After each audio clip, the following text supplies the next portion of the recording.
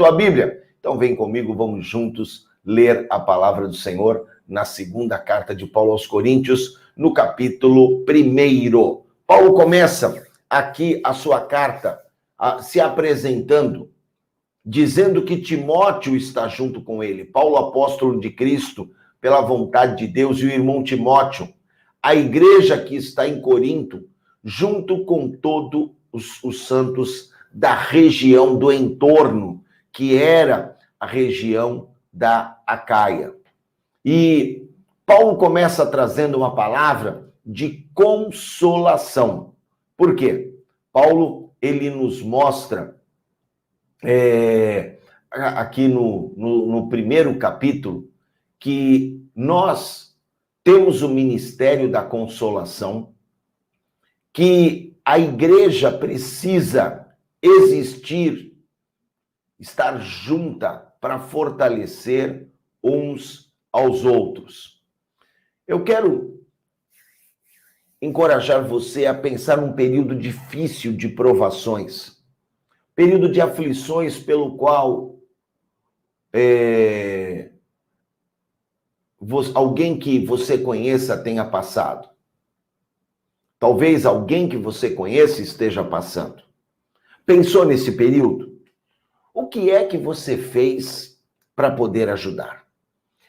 Eu orei, eu liguei, eu enviei uma palavra, eu ajudei financeiramente.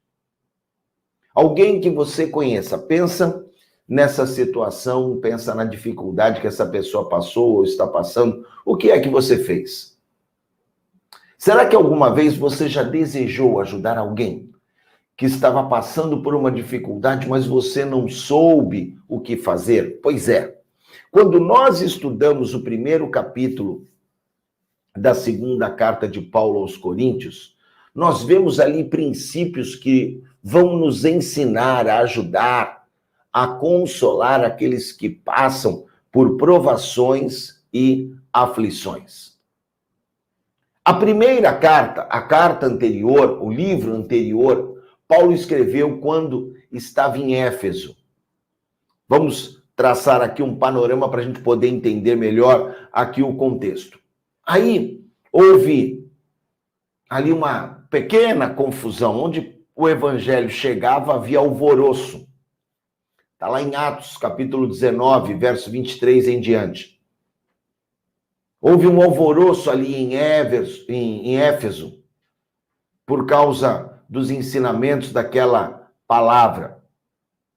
E Paulo, então, sai de Éfeso, vai para Macedônia, e ali Tito o informa o seguinte: olha, Paulo, a tua primeira carta foi bem recebida pelos membros da igreja de Corinto.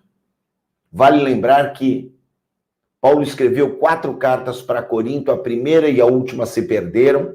Nós temos o registro apenas da segunda, que para nós é a primeira, e da terceira, que para nós era a segunda. E aí, então, Tito fala para Paulo, a primeira carta foi bem recebida. E aí, Paulo recebe também uma outra informação. Olha, os irmãos de Corinto estão passando por tribulações. Tem também os falsos mestres tentando corromper a verdadeira doutrina de Cristo. E aí, então, Paulo escreve a segunda carta aos Coríntios de uma maneira muito prática, para consolar a igreja, para ensinar a igreja como consolar uns aos outros e também abordar os problemas causados por aqueles falsos mestres. Quando a gente lê aqui, segunda carta aos Coríntios, os 5 primeiros versículos, o que nós vemos? De uma maneira assim bem prática. Paulo, ele vai aqui falando com o povo de Corinto, e aí ele fala sobre o nosso Deus, que é Deus Consolador. Versículo 3. Bendito seja Deus e Pai de nosso Senhor Jesus Cristo, Pai das misericórdias, o Deus de toda consolação. Por como é que Paulo falava disso? Eu só posso falar daquilo que eu sei. Paulo conhecia a Deus, Paulo sabia que o Senhor era com ele em todo o tempo, guardando, livrando. Por isso que Paulo fala, chama Deus de Pai das misericórdias e Deus de toda consolação. E no versículo 4 ele fala, ele nos consola de toda tribulação. Para quê? Para que possamos também consolar uns aos outros, com a consolação que nós recebemos. Então entendam uma coisa, tudo que acontece na nossa vida tem um fim proveitoso. E esse fim proveitoso é para que nós compartilhemos com os outros. Deus permite adversidades na nossa vida para que nós conheçamos a Deus e, conhecendo a Deus, possamos levar Deus aos outros, mostrando aos outros que o Deus que nos consolou pode consolar aos outros também. Ontem, nós encerramos um período de jejum, foi de domingo a domingo, de segunda a domingo, onde tínhamos 3 orações diárias e, além das orações, nós nos reuníamos, um grupo de intercessores às 8 da noite, a bispa dirigiu essas reuniões durante a semana para orarmos uns pelos outros. E ontem eu tive o privilégio de encerrar, no domingo é mais tranquilo, à noite, tudo, não tem as atribuições do colégio, a correria do dia a dia. Tem dias que 8 horas eu estou longe ainda de chegar em casa. E aí ontem, então, eu pude falar sobre amar a nós mesmos para que possamos amar o nosso Deus, amar a nós mesmos para que possamos amar o nosso próximo e, consequentemente, possamos amar o nosso Deus.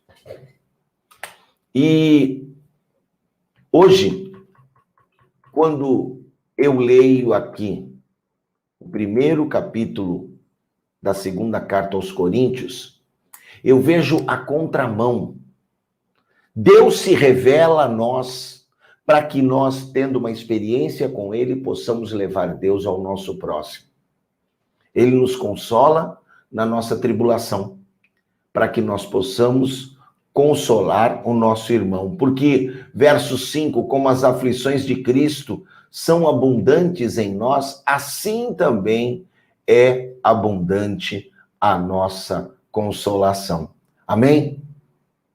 Se tem luta, tenha certeza, haverá a consolação de Deus para que você possa consolar o teu irmão.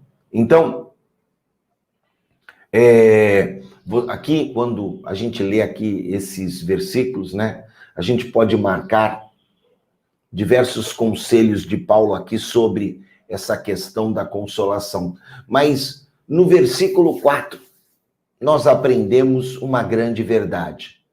O Pai Celestial, o nosso Deus, nos consola nas nossas tribulações. Por isso eu sou capaz de ajudar o meu irmão. Você pode sim, porque você já foi consolado. Você pode porque você conhece. Quantas vezes ficamos chorando, dentro da nossa própria dor, dentro da nossa própria luta. E qual é o desejo de Deus? Que peguemos a nossa dor, coloquemos no nosso bolso e vamos lá ajudar ao nosso irmão. No verso 6 em diante, Paulo vai falando sobre as severas tribulações que quase tiraram a vida dele, quase tiraram a vida dos seus companheiros quando esses pregavam o evangelho em Éfeso. Se somos atribulados, é para vossa consolação e salvação. Se somos consolados, é para vossa consolação e salvação, a qual se opera suportando com paciência as mesmas aflições. A nossa esperança acerca de vós é firme, sabendo que, como sois participantes das aflições, também sereis da consolação. Ora, se você tem lutas, glorifique a Deus, porque se tem luta, vai ter consolação.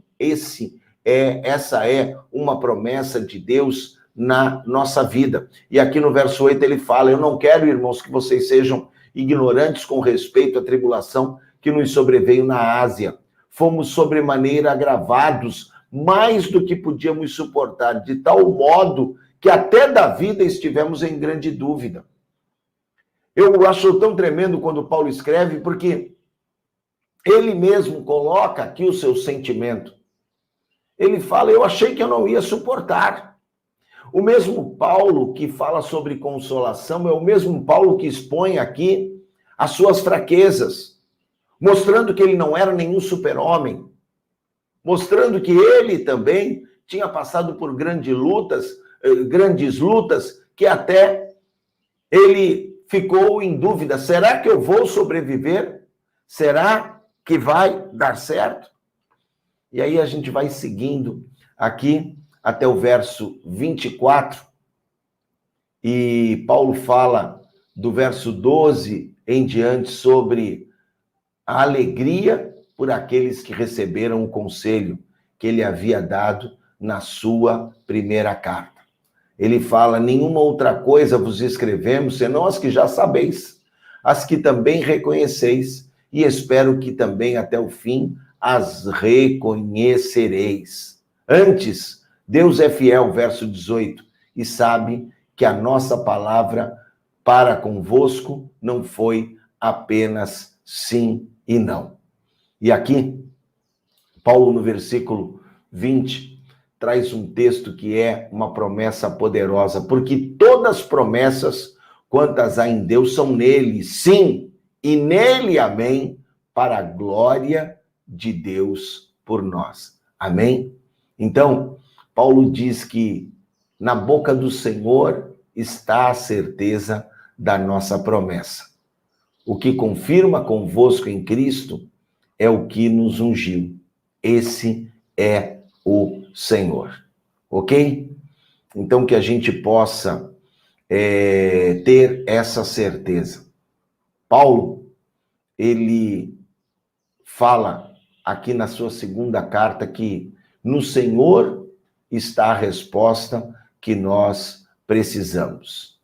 Paulo, ele nos fortalece nesse primeiro capítulo, mostrando que Deus, ainda que permita a tribulação, é aquele que tem a consolação para cada um de nós. Que palavra tremenda, que palavra confortante. Deus vai estar contigo em meio aos teus problemas. Uma palavra que é viva, que não foi só para aquela época, mas que é para hoje também, finalzinho do mês de agosto. Você tem conforto, sim, por quê? Como o sofrimento de Cristo transborda sobre nós, também transborda a sua consolação. Segunda carta aos Coríntios, capítulo 1, versículo 5.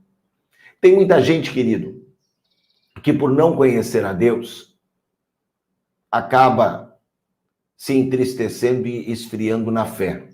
Mas entenda uma coisa, a Bíblia não nos promete que não teremos provações e sofrimentos, mas o contrário. Ela fala que é em meio à provação e o sofrimento que nós vamos encontrar conforto durante tais momentos por meio de Jesus Cristo.